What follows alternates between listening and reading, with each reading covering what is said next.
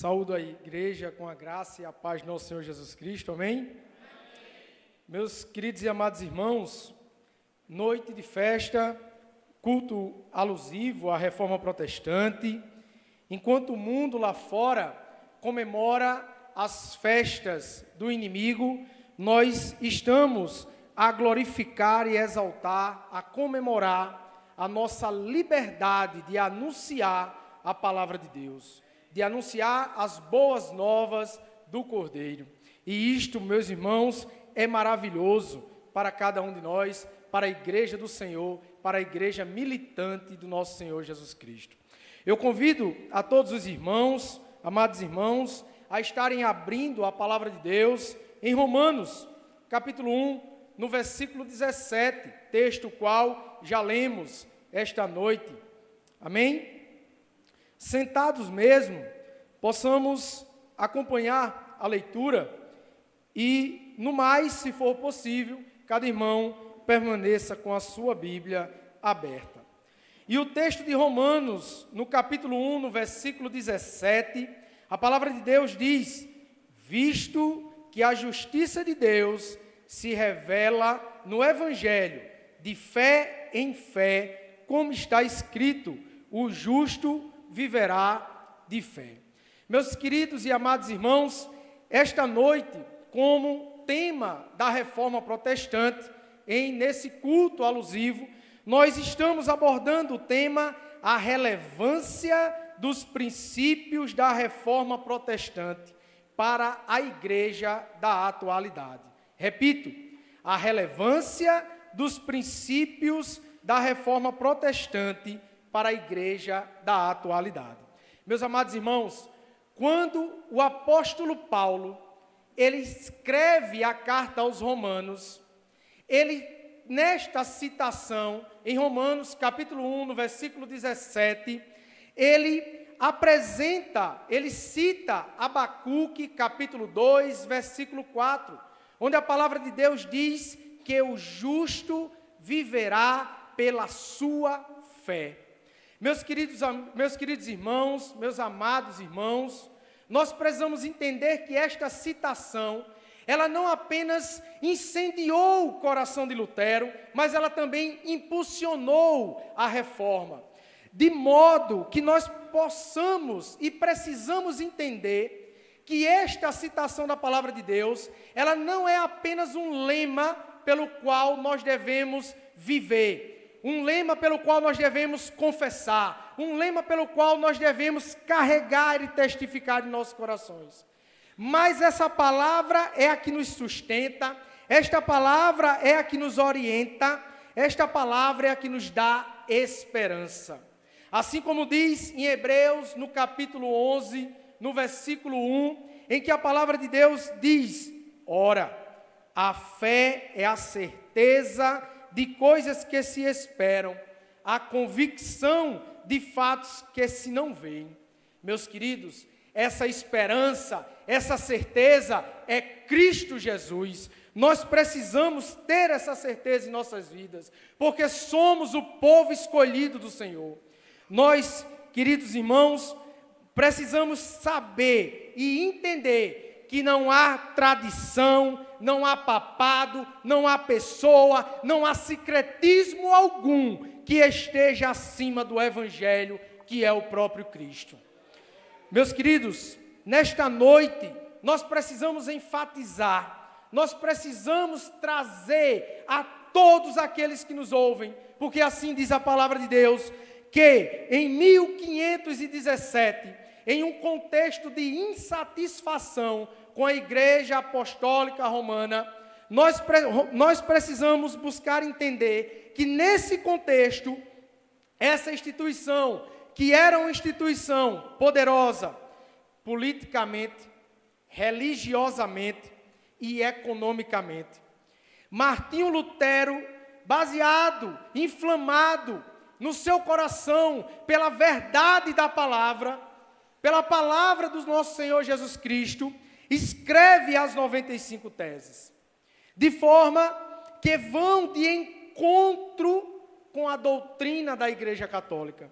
Doutrina esta que colocava o povo, que colocava a igreja em uma cegueira e um analfabetismo religioso, porque assim a igreja determinava. Nós precisamos, meus queridos irmãos, assim, dentro desse contexto, louvar, glorificar ao nosso Senhor, que nos presenteia com os 5 solas, que é a base, que é o resumo da reforma protestante. Nós precisamos entender que a reforma não foi elaborado, não foi sintetizado no período de 1517, os 5 solas. Nós precisamos saber que os solas ficaram mais conhecidos, vieram a ser mais sintetizados em meados do século XX. Quando reformadores dando continuidade àquilo que foi estabelecido, àquilo que foi anunciado por Lutero e por Calvino. Meus queridos, tendo o conhecimento dos 5 solas, que nós apresentamos como sendo uma síntese da reforma protestante. Assim podemos dizer, podemos assim buscar aprender, podemos assim nos relacionar com o sola Escritura, somente a Escritura, com o sola fide, somente a fé, com o sola gratia, somente a graça, com o solus Christus, somente Cristo, com o soli Deo glória, glória somente a Deus. E assim, meus amados, dando continuidade a este contexto, falo eu aqui, buscando elucidar, buscando trazer mais o conhecimento para todos nós, para mim e para você, porque a palavra de Deus, ela não é algo que se contém como algo que nós podemos guardar, mas é algo que nós precisamos anunciar.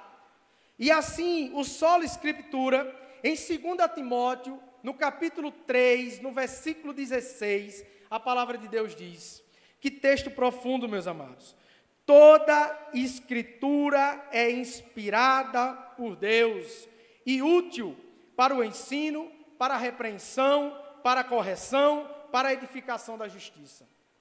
Meus queridos, quando o apóstolo Paulo escreve esta carta àquele jovem pastor Timóteo, e nesta carta ele coloca a certeza, a afirmação de que não existe outra palavra, de que não existe outro evangelho, de que não existe outro pregão, a não ser a palavra do nosso Senhor e Salvador.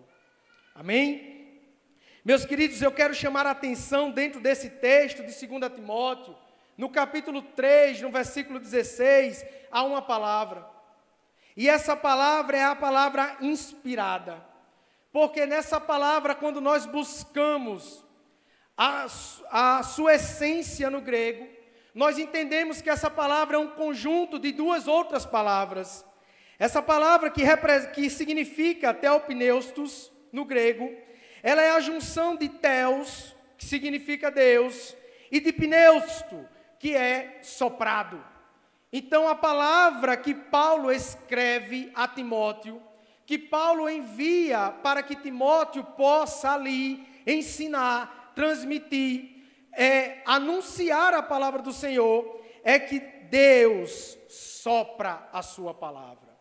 Nós precisamos agora buscar, ler 2 Timóteo 3,16, que toda a Escritura é soprada por Deus. A nossa palavra, a palavra de Deus, a palavra que está em nossas vidas, a palavra a qual nós seguimos, a palavra a qual nós defendemos, a palavra a qual nós anunciamos, que é a palavra do nosso Senhor e Salvador, ela não vem da mente humana, ela não vem de nada que venha de nós, mas sim do próprio Deus.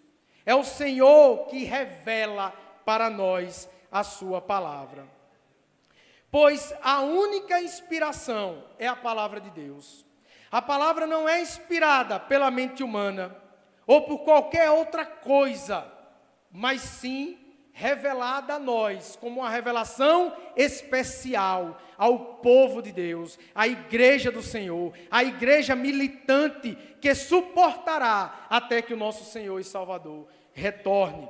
Meus amados, Martinho Lutero, ele vai dizer, dentro desse mesmo contexto, que a sola Escritura somente as Escrituras é defendida como sendo a autoridade suprema para a fé e prática cristã.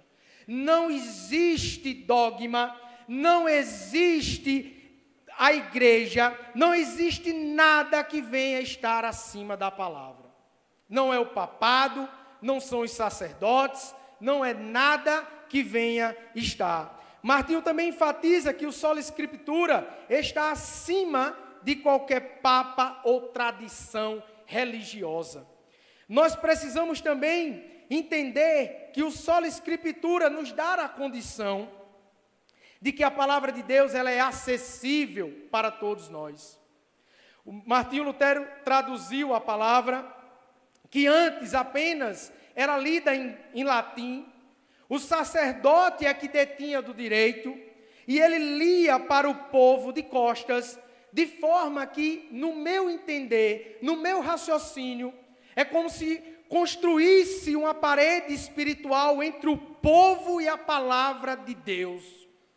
Mas o que eles não conseguem entender é que esta parede, este véu, foi rasgado de cima para baixo e não sobrou uma linha sequer. Meus queridos, nós precisamos entender que a palavra do Senhor, ela nos conduz ao Senhor, dono de toda a prata e todo o ouro, aquele que nos dá a condição da salvação, aquele que nos restabelece, que nos torna co-herdeiro por meio de Cristo Jesus. João Calvino diz que o sola escritura, ele nos traz a regência da vida cristã. Meus amados, ser regido pela palavra de Deus me traz à memória o Salmo 119, no verso 1, quando diz: bem-aventurado os irrepreensíveis na palavra do Senhor. É aquele que caminha, como o Senhor disse a Josué: medita na minha palavra de dia e de noite, não olhe nem para a esquerda nem para a direita, porque é esta palavra que te ensina, esta palavra que te guia, esta palavra que te dá vida, porque um dia estávamos nós mortos em nossos delitos e pecados, mas o Senhor nos deu vida e nos restabeleceu com Ele. Amém? Meus queridos, nós precisamos buscar entender que para conseguir entender esta palavra, nós precisamos ter algo que o nosso Senhor Jesus Cristo nos ensinou. E este algo chama-se relacionamento. Porque João Calvino vai dizer que o Espírito Santo de Deus, ele nos dá o entendimento para entender a palavra do Senhor. Nós precisamos buscar ter este relacionamento com o Senhor. Precisamos, no nosso ordinário, ter Bíblia, que é a palavra do Senhor. É ter oração, que é comunicar ao Senhor, que é falar ao Senhor, que é escutar a voz do Senhor. E precisamos ter igreja, que é o relacionamento do povo de Deus. Meus queridos, nós precisamos entender que o sola escritura nos dá a condição de entendermos que a Bíblia é nossa regra de prática e fé cristã. Amém? Para a teologia, a Bíblia não é apenas uma narrativa de fatos antigos, não é um marco histórico, não é um livro arqueológico, não é um livro econômico, não é um livro de fábulas, mas é a palavra do próprio Deus, é a palavra que nos dá a salvação. Nós precisamos buscar entender que a teologia também nos deixa claro que a Bíblia de Gênesis e Apocalipse é a revelação especial de Deus, grafada, de modo que não contém erros, de modo que é infalível, de modo que é autoritativa para a vida de todos nós. Esta é a única autoridade, porque ela é o Verbo que se encarnou. Meus amados, a Bíblia, ela não contém a palavra de Deus. Ela é a palavra de Deus. Segundo Berkoff, teólogo, ele vai dizer que a palavra, a sola escritura, é a inerrância. Ela vai dizer que ela tem infabilidade e perspicácia. Inerrância porque a palavra, as Sagradas Escrituras, em nenhum ponto contradiz o outro. Ela é infalível, possui a infabilidade. E o que mais me emociona, a perspicácia, porque qualquer um que se aproximar da palavra do Senhor, independente do nível de conhecimento intelectual, mas desde que esteja relacionado com o Espírito Santo de Deus, guiado pelo Espírito Santo de Deus, sendo o templo do Espírito Santo de Deus, ele entenderá o caminho para a salvação, em nome de Jesus. Assim, meus amados irmãos, eu agradeço a oportunidade. Amém.